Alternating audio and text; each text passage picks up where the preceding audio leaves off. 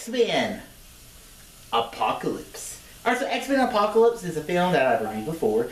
This is the third installment of the past X-Men series, which is the second attempt of the X-Men series. Because, you know, after Days of Future Past, the entire timeline changed, and now we're in the 80s.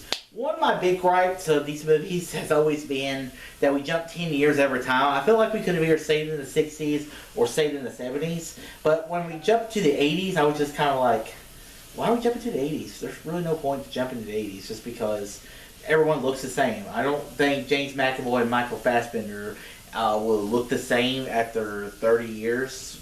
So that's one of my first pet peeves of this movie.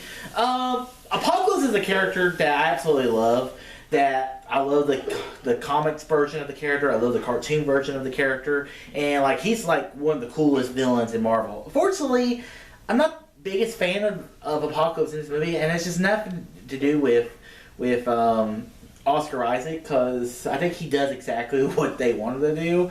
But like some of the moments, like.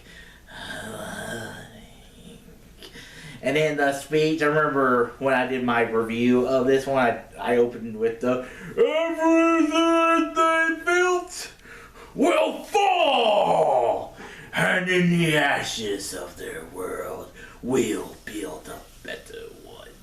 And then you have Apocalypse, you have the Four Horsemen. Magneto's obviously want to be one of the Four Horsemen. I guess have to have Magneto as one of the Four Horsemen. And basically, Apocalypse kind of like it's kind of like Palpatine of Star Wars. He just basically take it on what drives them and uses all that anger and to basically manipulate him to do what he wants. And then I did like them teasing Jean Grey's Phoenix, even though the next movie I've never watched it and I don't know if I ever will. But I always heard Dark Phoenix is terrible, so and I knew it looked awful.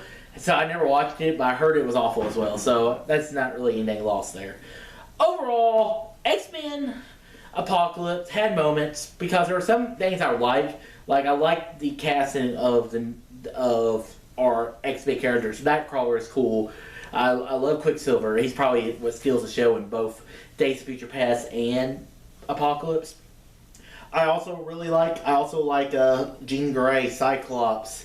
I like Nightcrawler. Nightcrawler is always a really cool character that has never really been shown enough. Maybe in the MCU version of the X-Men, we'll see that. So that's my thoughts on X-Men Apocalypse. So guys, what are your thoughts on X-Men Apocalypse? Where they are, comment below. Let me know. And guys, if you like this video, subscribe some more. Tell your friends about Easy Nation. All too easy.